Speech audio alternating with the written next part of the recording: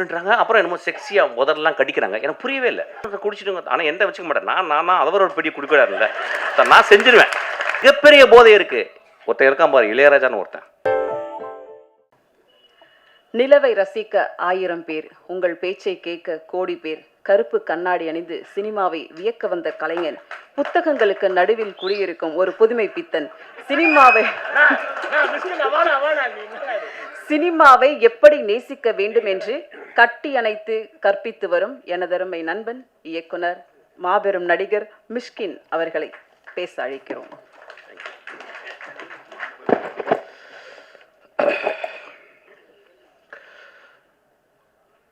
ரொம்ப ஐரணியான மேடையாக பார்க்குறேன். வெற்றிமாறனையும் அமீரன் தவிர இங்கே எல்லாருமே குடிகாரர்கள். அதுவும் ஜான் விஜய் இப்போ தான் என்ட்ரி கொடுத்தான். அந்த படம் பார்த்துட்டு என்ன சொன்னால் இன்ட்ரோவில், அண்ணன் படம் முடிச்சுட்டு எங்கன்னா போகலாம் அப்படின்னு கேட்டான்.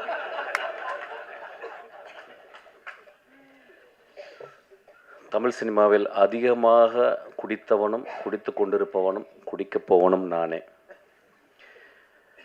இப்போ நான் நிறையா இதை பற்றி பேசும்போது ஒரு ஐடியா ஒன்று வருது. எப்படின்னா இந்த படம் ஒரு அடிக்ஷனை பற்றி படம் அப்படின்னு சொல்லிட்டு. இப்போ எனக்கு அப்படி ஒரு இன்டர்பிரேஷனாக நான் அப்படி பார்க்கல. ஏன்னா தினகரை நான் இந்த படம் பார்க்கும்போது ஒரு ஒன் ஆஃப் த ஃபைனஸ்ட் ரைட்டராக நான் பார்த்துருக்கேன். So any finest writer will not talk loudly. மேலே ஒன்று இருக்கும், ஆனால் கீழே சப்டெக்ஸ்டில் ஒரு கதை சொல்லுவான். இந்த ஒட்டுமொத்த படமும் ஒரு சப்டெக்ஸாக தான் நான் பார்க்குறேன். குடி மனிதம் தோன்றலேருந்து குடியிருக்கு. இப்போ ஃபென்னி அப்படின்னா அங்கே விளைந்த கோவாவில் போர்த்துகீஸ் அவங்க கொடுத்த அந்த விதையிலிருந்து ஒரு பலரசத்தை எடுத்து அதை போதை ஆக்கி குடிக்கிறோம். தமிழ்நாட்டில் ஆதியில் இருந்துச்சு. அதாவது எனக்கு அதை பற்றி ஃபுல்லாக தெரியும். ஆக்சுவலாக ஒரு சாராயமே எனக்கு காய்ச்சல் அளவுக்கு எனக்கு டெக்னாலஜி தெரியும். எனக்கு ஆக்சுவலாக நான் சினிமாவோட அதை கண்டுபிடிச்சிருக்கேன். எப்படின்னு கண்டுபிடிச்சிருக்கேன். அது மது உழப்பு வந்தால் பிறகு நம்ம கவலைப்படாது, நான் காய்ச்சிருவேன், கவலைப்படாது. ஒவ்வொரு நாட்டுக்கும் போகும்போதும் அந்த நாட்டில் அந்த குடி இருந்து கொண்டே இருக்கிறது. அப்போ குடி அப்படின்னும் ஒரு சமூகம் எப்படி பார்க்குறதுனா ஒரு காரி துப்புனை எச்சல் போல தான் ஒரு குடியை பார்க்குறது. மது ஒரு காலத்தில் ஒரு பெரிய சேக்ரட், ஒரு கம்யூனல் பார்ட்டிசிபேஷன். ட்ரைபல், எல்லா ட்ரைபலும் இப்போ நீங்கள் இப்போ இங்கே இருக்க 6 ட்ரைபல்ஸ் இருக்காங்க. நம்ம அதில் தோடாஸ் இருக்காங்க, குறும்பாஸ் இருக்காங்க. அந்த குறும்பாவிலே 2 இருக்குது. கிட்டத்தட்ட ஒரு 5-6 பேர் இருக்காங்க. 5-6 பேருக்கும் அவங்களுக்கு இண்டிஜினஸாக அவங்க கிரியேட் பண்ண மது இருக்குது.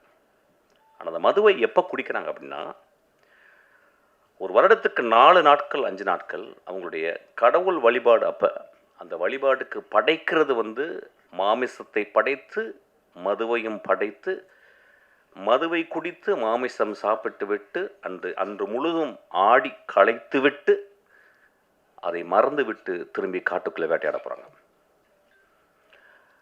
நாகரிகம் வளர்ந்த பிறகு அதை நம்ம அதை சொசைட்டலாக நம்ம கன்வெர்ட் பண்ணிக்கிறோம். ரோமானியர்கள் அவ்வளவு குடியிலே இருந்ததாங்க. முகலாய நம்ம ஹிஸ்ட்ரி ஆஃப் முகல் எம்பையர்ஸை பார்க்கும்போது சில பேர் ரொம்ப ரொம்ப ஸ்ட்ரிக்டாக அப்ஸ்டேனாக அவுரங்கசீப் மாதிரி இருந்தாங்க. சில பேர் இன்டெல்ஜ் பண்ணாங்க. ஸோ உலகம் ஃபுல்லாக பிரிட்டிஷர்ஸு. நீங்கள் வைன் செல்லாரை பார்த்தீங்கன்னா, பிரிட்டனில் போய் பார்த்தீங்கன்னா, ஒரு வீட்டில் அவனுக்கு கோடி ரூபாய் பேங்க்கில் இருக்கோ இல்லையோ, கோடி ரூபாய்க்கு ஒர்த்தான வைனை அவன் செல்லரில் வைக்கிறான். சில நேரங்களில் அவன் காசு இல்லாத போது அந்த வைனை கொடுத்து எனக்கு காசு கொடுன்னு சொல்லி வாங்கிக்கிறான். ஸோ ஒரு இன்வெஸ்ட்மெண்ட்டாகவே அந்த வைனை ஆக்கிக்கிறான். ஒரு ஸ்காட்லாண்டு முழுதும் விஸ்கி இருக்குது. ஸ்காட்லாண்டு முழுதும் நான் போகும்போதும் தேடி தேடி தேடி டெலவேர் எல்லா இடத்துலையும் போகும்போதும் அங்கே ஒரு விதமாக மது இல்லாத இடமே இல்லை. மனிதனுக்கு மது தேவைப்படுது சில நேரங்களில். ஆனால் நான் ஆரம்பிக்கும்போது இந்த படத்தை பற்றி பேசுறதுக்கு இப்படி தான் ஆரம்பிக்கணும்னு இப்போ நினைக்கிறேன்.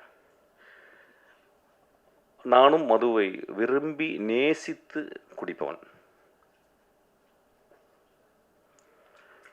ஆனால் ஒரு நாள் கூட அந்த மது என்னையை கண்ட்ரோல் பண்ணதில்லை.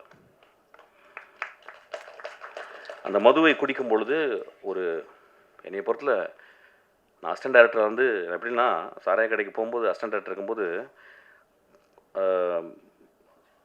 ஒரு குவார்ட்டர் வாங்குற காசு இருக்கும், மோஸ்ட்லி ஓல்டு மங்கு, 2 டாட்டாஸ் கொசுவத்தியோடு உள்ளே போவேன். என்னை பேச ஆரம்பிச்சபோது சினிமா பேச ஆரம்பிச்சிடும். சிவாஜியை பேசுவோம், பாலச்சந்தர் பேசுவோம், பாரதிராஜாவை பேசுவோம், இளையராஜாவை பாடுவோம். ஸோ எங்களுக்கு பெரிய கான்ஃப்ளிக்ட் யாருன்னு கேட்டால் அந்த கொசு தொல்லை தான். ஸோ எங்கள் பக்கத்தில் 2 கொசுவத்தி எரியும். ஒரே ஒரு குவார்ட்டர் ஓப்பன் பண்ணி அடிக்க ஆரம்பிப்போம், பேச ஆரம்பிப்போம். அப்புறம் நான் பாட ஆரம்பிப்பேன். எங்கேருந்தோ ஒரு குவார்ட்டர் வந்துடும் எனக்கு, நான் பாட ஆரம்பித்த மாதிரி.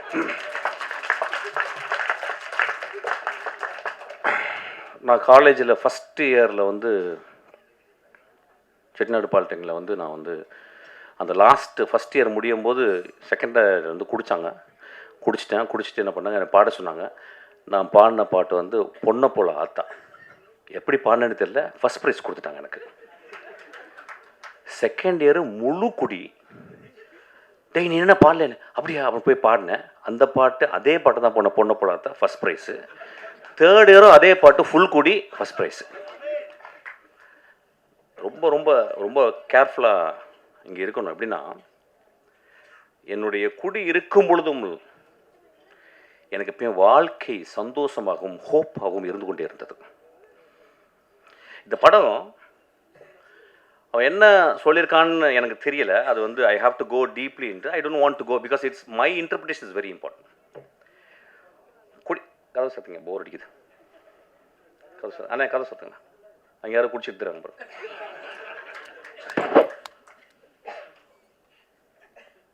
குடி நோயாகுதுன்னு சொல்கிறாங்கல்ல, அந்த நோயாகிறதுக்கு காரணம் என்னன்னு பார்க்கணும்.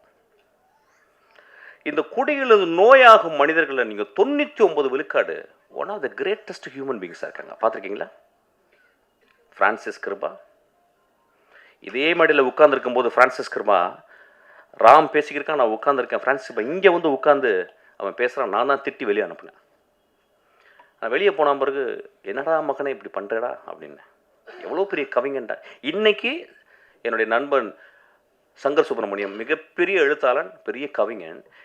அவன் எழுதின ஒரே நாவலை, ஐ திங்க் கனியே ஏதோ ஒரு நாவலை படிச்சுக்கிருக்கான்.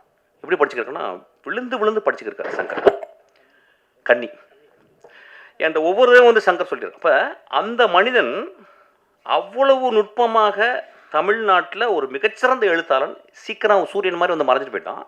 அப்போ ஏன் அவன் அடிக்ஷனுக்குள்ளே போனான் அப்படிங்கும்போது ரொம்ப ரொம்ப நுட்பமாக கவனிக்கணும். நம்ம வீட்டில் இருந்து ஒரு கிலோமீட்டருக்குள்ள, ஒரு அரை கிலோமீட்டருக்குள்ள நம்ம நண்பர்கள் சில பேர் வந்து போகிறதுக்கு காரணம் இந்த சமூகம் கொடுக்கும் அழுத்தம். இந்த படம் பார்த்து ரொம்ப கேர்ஃபுல்லான விஷயம் வந்து, என்னுடைய மகனை, எனக்கு மகன் இருந்தால், என்னுடைய நண்பன் இருந்தால் நான் எப்படி பார்த்துக்கணும்னு ரொம்ப முக்கியம். ஒரு குடிக்குள்ள போயிட்டு அவன் வந்து அடிக்ட் ஆகிறான் அப்படின்றது. ஏன்னா எல்லாமே அடிக்ஷன் தான். போன் அடிக்ஷன், இப்போ நம்ம வந்து வெற்றி சொன்ன மாதிரி வந்து கேட்ஜெட் அடிக்ஷன், இன்ஸ்டாகிராம் அடிக்ஷனு. இப்போ நம்ம இன்ஸ்டாகிராமில் பார்த்தோம், ரொம்ப ஆச்சரியமாக நான் ஃபேமன் பார்க்குறேன். எல்லா பொருளும் டான்ஸ் ஆடுறாங்க. என்னன்னு புரியல தமிழ்நாட்டில், இந்தியா ஃபுல்லாக எனக்கு புரியல. எனக்கு என்ன எல்லாருமே விழுறாங்க. அப்புறம் என்னமோ செக்ஸியாக முதல்லாம் கடிக்கிறாங்க. எனக்கு புரியவே இல்லை. இதோட அடிக்ஷன் உலகத்தில் இருக்க முடியும்? எனக்கு புரியல. ஒரு அழகான பெண், என் மகள், யாரோ ஒருத்தி அழகு லட்சணமாக இருக்கா. அவள் வந்து ஒரு கேவலமான ஓத்தாங்கம்மா ஒரு பாட்டு இருக்கும். அந்த பாட்டை பார்த்துக்கிட்டு அவள் உதரெல்லாம் கடிச்சிக்கிட்டு ஊ ஈ அப்படின்னு சொல்கிறாள். நண்பர்களை, இதை விட மோசமான அடிக்ஷன் இந்த சமூகத்தில் இருக்கான்னு கேட்குறேன். அடிக்ஷன் எங்கே இல்லை? இந்த வரப்போது அந்த ஐபிஎல் வரப்போகுது, நம்மளாம் அடிக்ஷன் இல்லையா? சினிமா விட்டு அப்படியே நேராக போய் வாயை திறந்து பார்த்துட்டே இருப்போம். டோனி ரிட்டையரே ஆக போகிறது கிடையாது. தெண்டுல்கர் தொப்பையோடு வந்து ஆடுவார். நம்ம அடிக்ஷன் இல்லையா? இந்தியா பாகிஸ்தானை எத்தனை வாட்டி தோற்றுருக்கோம், ஜெயிச்சிருக்கோம். நாளைக்கு இந்தியா பாகிஸ்தானை நாங்கள் திறந்து பார்ப்போம் அப்படின்னு பார்க்க போகிறோம். Are we not addicted? சினிமாவை முதல் ஷோ போய் பார்க்குறது அடிக்ஷன் கிடையாதா?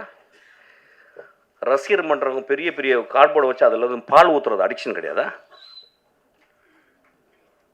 எது அடிக்ஷன் இல்லை?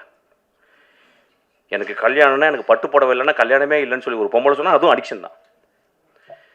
when we are so obsessed with something, it is called addiction.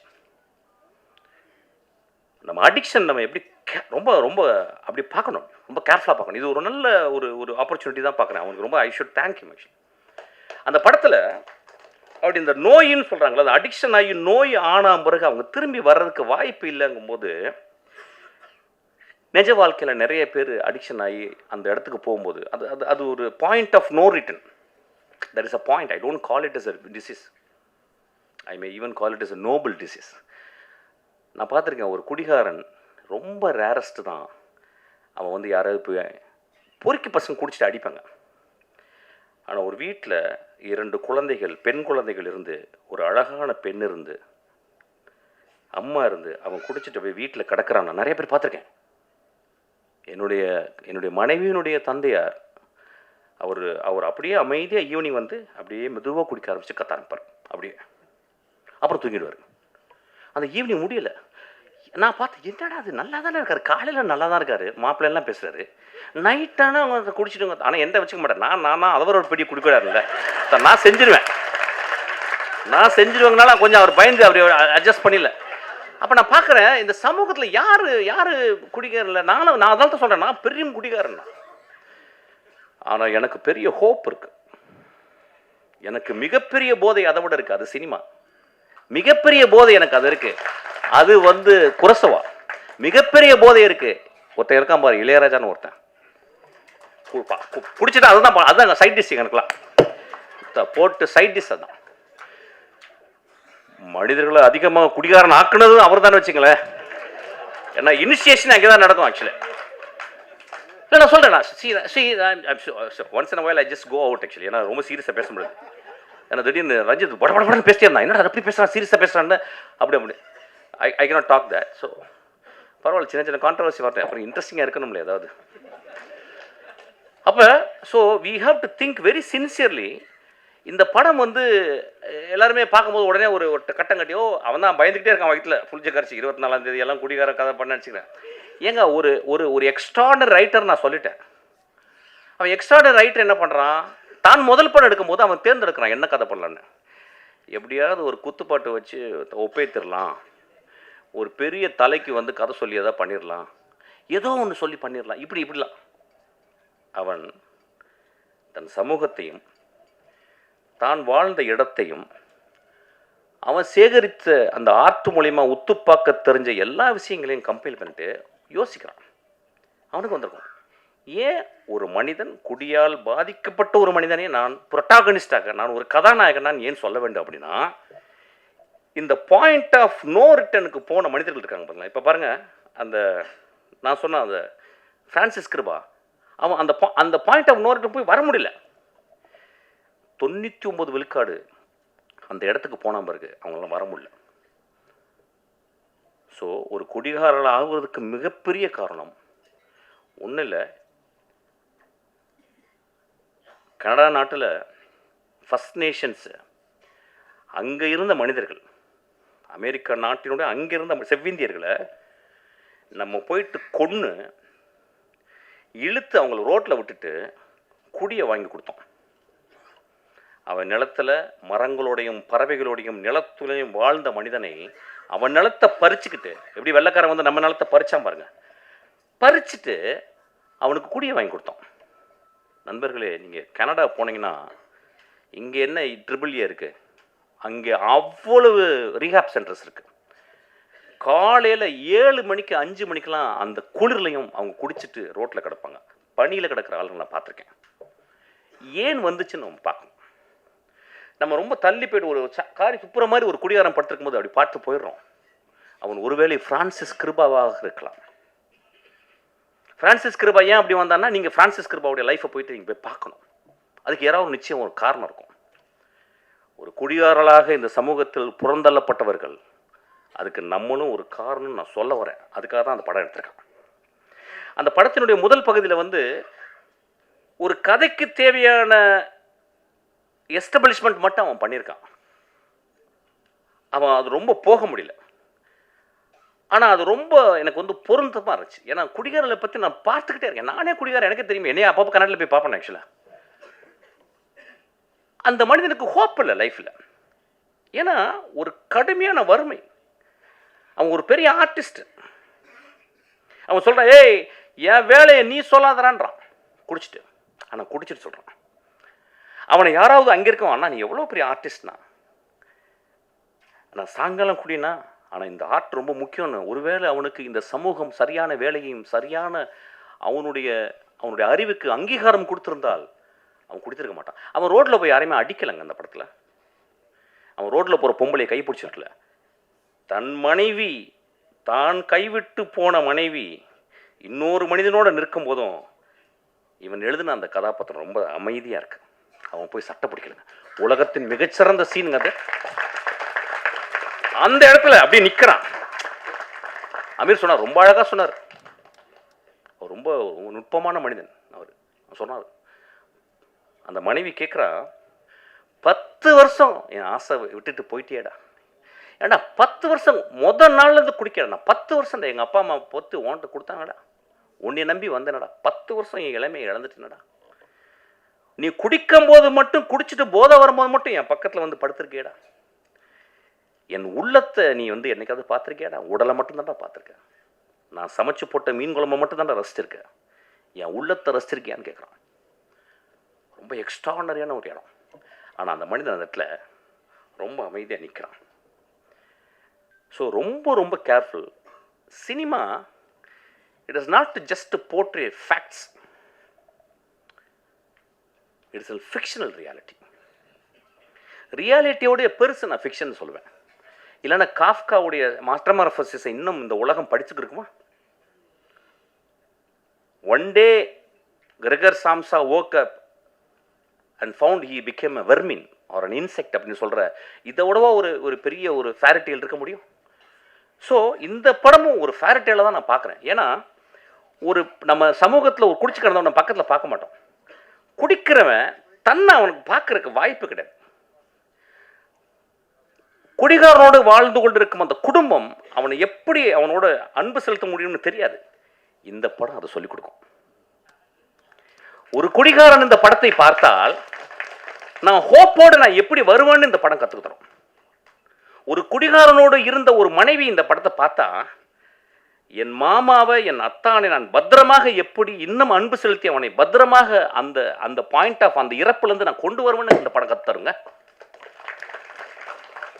குடிகாரனுக்கு பிறந்த 2 குழந்தைகள் இந்த படத்தை பார்த்தா, ஐயோ என் அப்பா எவ்வளோ நோபலான ஆள், எங்கள் அப்பா குடிச்சிட்டு மிச்ச காசை எனக்கு வந்து தின்பண்டங்கள் வாங்கிட்டு வரானே அப்படின்னு சொல்லலாம். ஐயா, மனிதர்களை நம்ம உடனடியாக எடை போட்டுறோம். ஏன்னா நம்ம எப்பயுமே பாக்கெட்டில் ஒரு தராசு வச்சுருக்கோம்.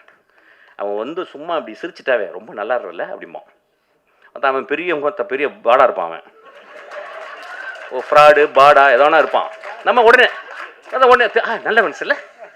மனிதர்கள் நம்மளுடைய கொடுமையான அடிக்ஷன் என்னன்னா, உடனடியாக பாக்கெட்லேருந்து ஒரு திராஸ் எடுத்து போட்டு நில்லுப்பா, நில்லு அப்படின்னு மனிதர்களை நிறுக்க வேணாம். மனிதர்களே, ஒரு எழுத்தாளர் சொல்லியிருக்காரு, ஒரு மனிதனை பற்றி தெரிந்து கொள்ள வேண்டும் என்றால் 5 வருடம் அவனோட நீங்கள் பயணப்பட்டிருக்கணுன்றாங்க.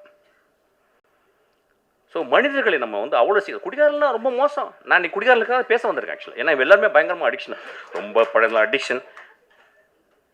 ஹோப் கொடுங்க ஒரு மனிதனுக்கு.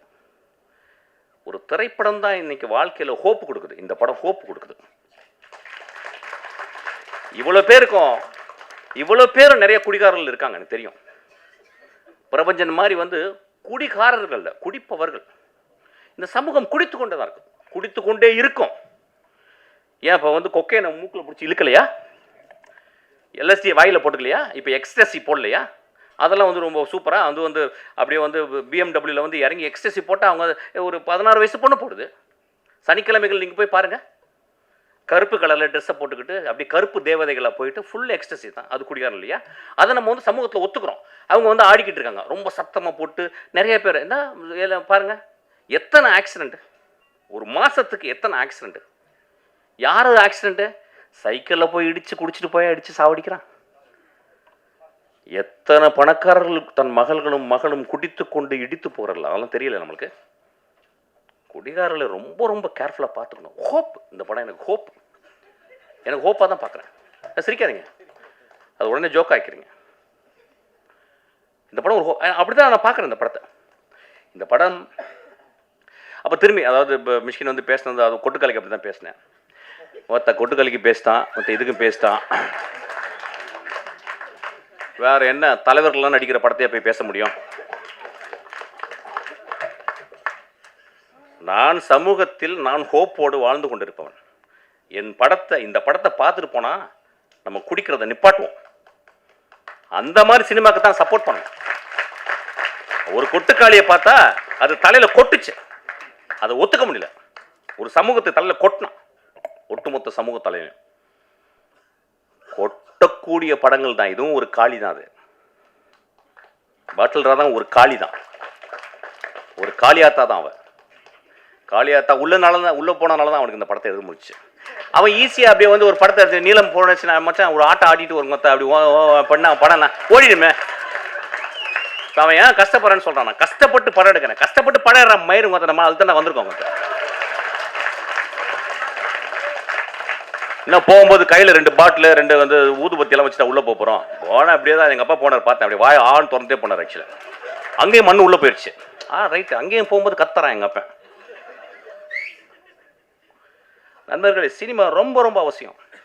ஏன் சொல்ல வரேன்னா, இதை வந்து ஒரு ஒர்க் ஆஃப் ஆர்ட். இப்போ வந்து சோமசுந்தரத்தை பற்றி நான் பேசணும்னு ஆசைப்பட்றேன். இப்போ நம்ம நிறைய பேர் வந்து ஆக்டிங் பற்றி பயங்கரமாக பேசுவோம். அப்பா என்ன நடிச்சிட்டாருப்பா, என்ன. இந்த படத்தை ஏன் தெரியுமா பார்க்கணும்?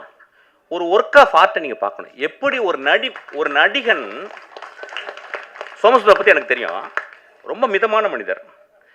அதாவது காணாம போய்டும். ஒரு படம் நடிப்பார், அப்படியே திருவண்ணாமலை போய் காணாம போய்ட்டார். அது எந்த பக்கம் போகிறாருன்னே தெரியல, இருக்கிறாருன்னு தெரியல. அவ்வளவு அசூசியாக ஃபீல் பண்ணுறாரு. சமூகத்தில் தான் ஒரு செலிபிரிட்டின்னு காட்டிக்கிறதுக்கு அவன் தான் மிகப்பெரிய செலிபிரிட்டி.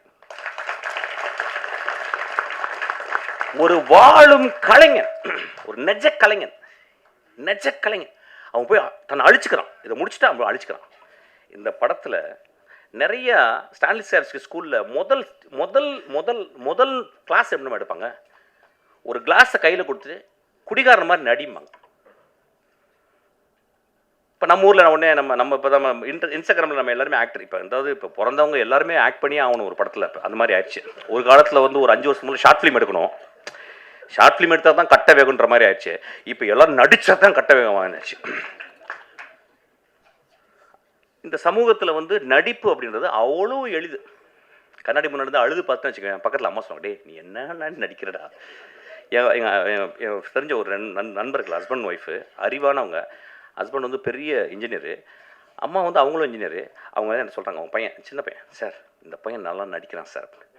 நாங்கள் ஏன் மேடம் நடிக்கணும், சும்மா இருக்கும்போது ஏன் நடிக்கணும், ஏதாவது கேரக்டர் கொடுத்தா தான் நடிக்கணும், சும்மா இருக்கும்போது ஏன் அவங்க சொல்கிறாங்க. எப்படி ப்ராக்டிஸ், இப்போ பாருங்கள் நடிக்கிறேன் பாருங்கள். டேய் தம்பி அழுனவனே அவன் அழுது கட்டுறான் அப்படின்னு. ஓத்தா எனக்கு ஏதாவது வச்சு உமான வாயில் பிடிக்கும் போல.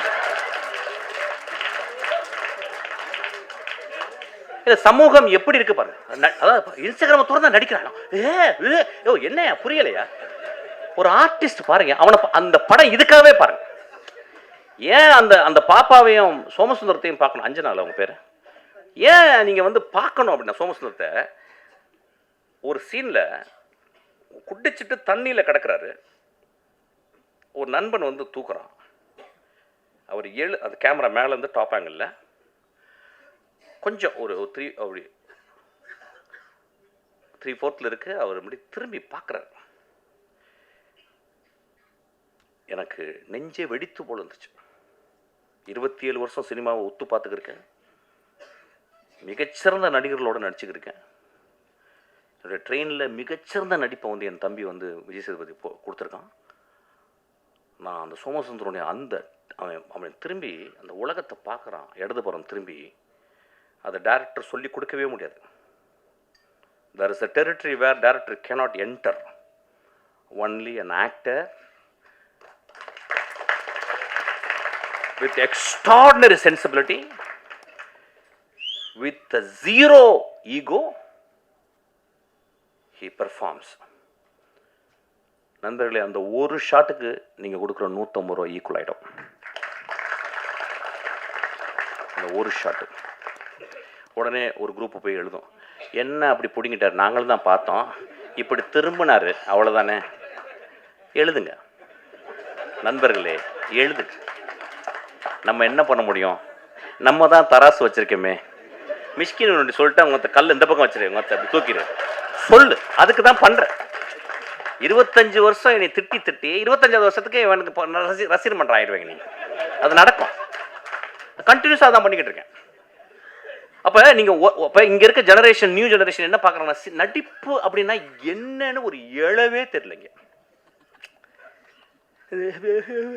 இது ஓத்தா, இது நடிப்பே கிடையாது, இது ஆப்பு, இது அவலட்சணம், அழுக்குது. ஆக்சுவலாக ஒரு மனிதன் எங்கே நடிக்கிறான் அப்படின்னா, கடுமையான பொய்யை சொல்லும் போது நடிக்கிறான். எங்கள் வீட்டில் வந்து நான் வந்து 10 பைசா திருடுறேன் எங்கள் அம்மாவுக்கு தெரியாமல். எங்கள் அம்மா வந்து அப்படியே பாத்ரூம்குள்ளே போகும்போது அப்படி நீளமாக அப்படி போவாங்க அந்த பாத்ரூமில். அப்போ நான் வெயிட் பண்ணுவேன். அந்த டேபிளில் அந்த செம்பு இருக்கும், ஒரு வெள்ளியில் செம்பு இருக்கும். நான் அம்மா உள்ளே போகிறோன்னே கையை விட்டு அப்படி எடுப்பேன். அதுக்காக வெயிட் பண்ணிட்டே இருப்பேன். பட்டன்னு இருக்கும். எடுத்து 20 நாள் சக்ஸஸ். ஆக்சுவலி 21 நாள் போனவன் வெளியே வந்துட்டான். அப்படியே அப்படியே கையை விட்டு கீழே உளுந்து கீழே அடி பாரு, அப்படியே நிற்கிறேன். எங்கள் அம்மாவுக்கு தெரியல, என்னடா பண்ண அப்படின்னாங்க. அப்படி அப்படின்னா நடிப்பு, ஒரு நடிப்பு எவ்வளோ கஷ்டம் பாருங்க. அப்போ நான் வந்து எங்கள் அம்மாட்ட நடிக்கிறேன். இல்லைம்மா நான் திருடவே இல்லைம்மான்ட்டேன். எங்கள் அம்மா கண்டுபிடிச்சேன். எங்கள் அம்மாவுக்கு தெரியல ஆக்சுவலாக நான் என்ன பண்ணேன், நான் திருடவே இல்லைன்ட்டேன். எங்கள் அம்மா நான் திருடவே இல்லைம்மா அப்படின்ட்டேன். என்ன பண்ணாங்க, ஒரு தீக்குச்சி எடுத்து பற்ற வச்சு, இங்கே பற்ற வச்சு அழிச்சு இப்படி தொட்டாங்க. எங்கள் அம்மா சொல்லி கொடுத்ததுனால, நீ நல்ல நடிகன் நல்ல அப்படின்னு சொல்லிட்டு. ஒரு நடிகன் அப்படின்றவன் வாழ்நாள் முழுவதும் அவன் ஒரு தியேட்டர் பேக்ட்ராஃபில், அதுக்கு பின்னாடி வந்து முத்துசாமி அப்படின்னு சொல்லி ஒரு பெரிய கலைஞன் இருக்கான். முத்துசாமி வந்து ஒரு மிகச்சிறந்த சிறுகதைகள் எழுதியிருக்காரு. ஒரு வாழ்ந்த ஒரு பெரிய ஒரு இந்தியாவினுடைய ஸ்டான்லி ஸ்டாவிஸ்கி அவர். அப்போ அங்கே இருந்து அவன் நுட்பத்தை பார்த்து பார்த்து பார்த்து வந்திருக்கான். அப்போ அவன் ஒரு டெக்ஸ்ட் புக் சமூகத்துக்கு, ஒரு மனிதன் எப்படி நடிக்கிறான்றதை எப்படி பார்த்துக்கணும்னு. அந்த பாப்பா நடிச்சிருக்கான். நான் சொன்னேன், படம் பார்த்து வந்து போதுண்டி உனக்கு அப்படின்னு. நீ ரொம்ப வெயிட் பண்ணி இந்த பாரு பயங்கரமாலாம் காருகர்லாம் வாங்கி பெரிய லெவலில் நடிக்கணும்னு நினைக்காத. உன் லைஃப்பில் ஒரு சத்யஜித் ரே படத்தில் நடித்தது அளவுக்கு நீ நடிச்சிட்டி, போதுண்டி உனக்கு அப்படின்னு. ரொம்ப எக்ஸ்ட்ரானரியான ஒரு இந்த படத்தில் வந்து நான் வந்து இப்போ என்னென்னா, நம்ம வந்து என்ன நினைக்கிறோன்னா, சினிமாவை முழுக்க கேளிக்கையாகவே பார்க்குறோம். போனோடனே மச்சான் என்ன மச்சான் 5 நிமிஷத்தில் பாட்டு ஏதாவது வருதா, அப்புறம் என்ன, இதுதான் வீட்டில் நடந்துக்கிட்டே இருக்கேன். ஒரு சினிமான்றது என்னங்க, ஒரு பெரிய டிசிப்ளினுங்க, ஒரு தவம்ங்க. சினிமா என்ன நடக்குது, உள்ளே போகிறீங்க, செல்லெல்லாம் ஆஃப் பண்ணி உள்ளே வைக்கிறீங்க. அவன் வந்து நாதல்லாம் போடுவான், அதெல்லாம் அங்கேயும் பேய்கள்லாம் வரும். அதை சின்ன குழந்தைங்களுக்குலாம் வந்து வரும். சின்ன குழந்தை இதெல்லாம் முடிச்சுட்டு அதுக்கப்புறம் வந்து சிகரெட் பிடிக்காதீங்க, அது பிடிக்காத 2 நிமிஷம் வரும். எதுக்கு போடுறாங்கன்னு எனக்கு தெரியல. ஆக்சுவலாக சிகரெட்டை நிப்பாட்டினா முடிக்க போகுது. ஒரே ஒரு வார்த்தை, சிகரெட்டை நிப்பாட்டினா முடிஞ்சு போச்சு கதை. படம் ஃபுல்லாக சிகரெட். அவன் நான் என் படத்தில் யாராவது குடிச்சாங்கன்னா கீழே புகை பிடிக்காததுக்கு உடனே கெடுது. எவ்வளோ போராக இருக்குங்க. உடம்புட்டு அங்கே தெரியுமே, அதை விட்டா தான் பண்ண பரவாயில்ல என்னப்போ. அப்போ அதெல்லாம் போட்டு ஒரு படத்துக்குள்ளே போகும்போது ஒரு மனிதனை அவன் காட்டுறான். ஒரு என்ன அழகான ஒரு டிரான்ஸ்ஃபர்மேஷனான ஒரு இடம் சினிமா. அந்த மாதிரி ஒரு சினிமா. ஸோ ஒரு கேளிக்கையாக மட்டும் சினிமா வந்து நீங்கள் இந்த படத்தை பார்க்காதீங்க. நான் சொல்லுவேன், இந்த படத்தை பார்க்காதீங்க, ப்ளீஸ் வராதிங்க. சமூகத்தின் மேலே உங்களுக்கு, உங்கள் மேலே உங்களுக்கு, உங்கள் குழந்தைகள் மேலே உங்களுக்கு, உங்கள் தாய் தந்தையர் மேலே, உங்கள் நண்பர்கள் மேலே, உங்கள் பக்கத்து வீட்டில் இருக்க ஒரு நாய் மேலே உங்களுக்கு அன்பு இருந்தால் கூட நீங்கள் நல்ல திரைப்படங்களை தேடி போய் பாருங்கள். கேளிக்கை படங்களை பார்க்கணும், வேடிக்கை படங்களை பார்க்கணும். அது ஒரு ஆர்ட் ஃபார்ம். ஒரு எப்படி சொல்கிறது, ஒரு sub art form. This is a great art form. இந்த கிரேட் ஆர்ட் ஃபார்ம் அவன் எடுத்திருக்கான். இந்த படத்தில் வந்து அந்த பாரி டே எந்திரிச்சுட்டான் அவன் நடிச்சிருக்கான். எனக்கு அவன் வந்து ஜமாலாம் நடித்தான், படம் பார்க்கல. ஜமான்னாங்க, என்னடா மற்ற ஜமான்னு விட்டுட்டேன். என் தம்பி வந்து கேட்டான், என்னடா ஜமா பார்க்கல. டே சரி ஜமா பார்க்கல விட்றா, என்னடா பார்த்துக்கலாம்டா விட்றா. அவன் வந்து அப்பப்போ வருவான், வந்து ஒரு 2 தடவை ட்ரிங்க்ஸ் போட்டிருக்கான் என் கூட இப்படி நடுவில். இந்த படத்தில் அவன் வந்து ஒரு அடிக்டட், அதாவது எப்படின்னா அடிக்டட்னா தி அடிக்டட், அதாவது வந்து உலகத்தின் உச்சத்துக்கு ஒரு அடிக்ஷன் போங்கள்ல அந்த கேரக்டர். அந்த கேரக்டர் நான் பார்த்துட்டு அவன் வந்து உடல் மொழி டைரக்டர் வாங்கியிருக்கான், முக பாவனைகள் எல்லாமே அவன் வெளியிட்டிருக்கான், எவ்ரி இன்ஸ்ட்ரக்ஷன்ஸ். அதாவது அந்த ஒரு கேரக்டரை பார்க்குறதுக்கு நீங்கள் 4 வாட்டி இந்த படத்தை பார்க்கலாம்.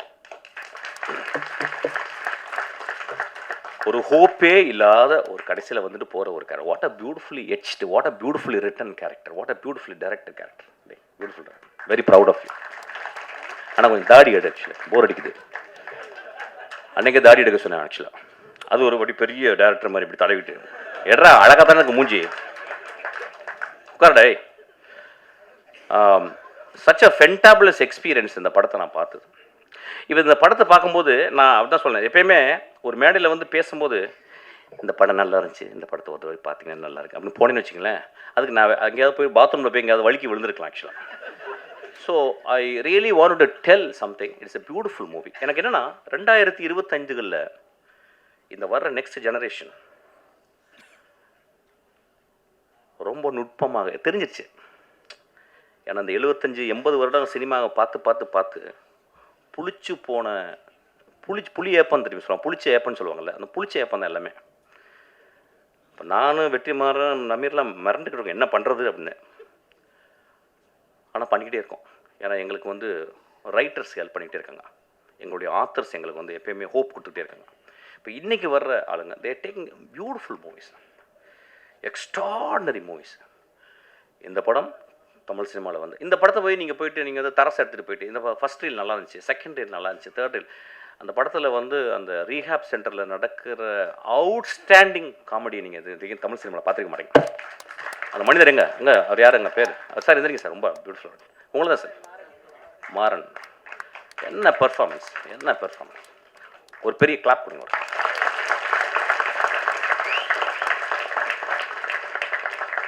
ஸோ இந்த படத்தை நீங்கள் வந்து எப்படின்னா உங்கள் சுயத்தை அவுத்து வச்சுட்டு, உங்களுடைய அப்சஷன் எல்லாம் அவுத்து வச்சுட்டு அப்படியே ரொம்ப அமைதியாக பார்த்தீங்கன்னா it's a very beautiful tale, it's a moral tale. இது வந்து ஒரு எக்ஸ்ட்ராடனரி உங்களை சிந்தனையை தூண்டுது.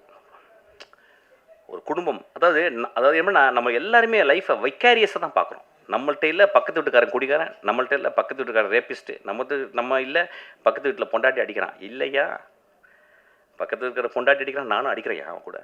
ஏதோ ஒரு வகையில் அவன் குடிக்கிறான்னா அதுக்கு நானும் ஒரு காரணியா. இந்த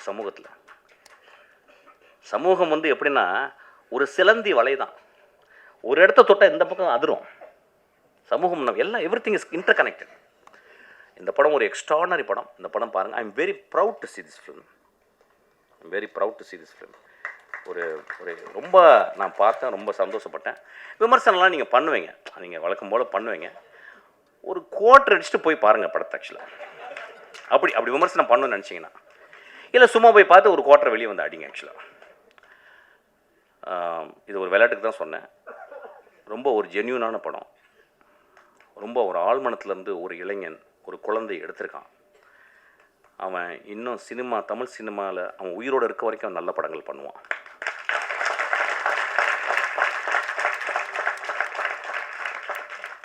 ரொம்ப நாளைக்கு அப்புறம் அவன் வந்து டைட்டிலில் போடும்போது தேங்க்ஸ் கார்டில் போகும்போது சிங்கிஸ் ஐத் மேத்தோன்னு போட்டிருந்தான். நான் அப்படியே ஷாக் ஆச்சு உடம்பு. ஒரு சிங்கிஸ் ஐத் மேத்தோவை படித்தவன் மட்டும்தான் அந்த சமூகத்தை அவ்வளோ நேசிக்க முடியும். ஒரு சிங்கிஸ் ஐத் மேத்தோவை படித்தவன் மட்டும்தான் ஒரு மனிதர்களை எப்படி உற்று பார்க்க முடியும்னு அவன் கற்றுக்கான். அவன் பெரும் கலைஞன். அவன் கற்றுக்கிட்டான். டால்ஸ்டாய், டாஸ்டாவஸ்கி ஒரு படி மேலே போனவன் அவன். ஆக்சுவலாக சிங்கிஸ் ஐத் மேத்தோ, நாங்கள்லாம் சிங்கிஸ் ஐத் மேத்தோ முதல் ஆசிரியனோ இல்லை குல்சாரியோ அல்லது ஜமீலாவோ படிக்காமல் நான்லாம் இன்னைக்கு இந்த மேடையில் இருந்திருக்க வாய்ப்பே இல்லை. ஸோ அவனை அந்த பார்த்த உடனே எனக்கு அவ்வளோ சந்தோஷம், எனக்கு ரொம்ப ப்ரௌடாக ஃபீல் பண்ணேன். நல்ல படங்கள் நீ பண்ண போகிற ஃபுல்லாக. அதுக்கு நீலம் அவன் ரொம்ப எக்ஸ்ட்ரானரியாக ஒர்க் பண்ணியிருக்கான். Thank you so much. What a beautiful evening. Thank you so much.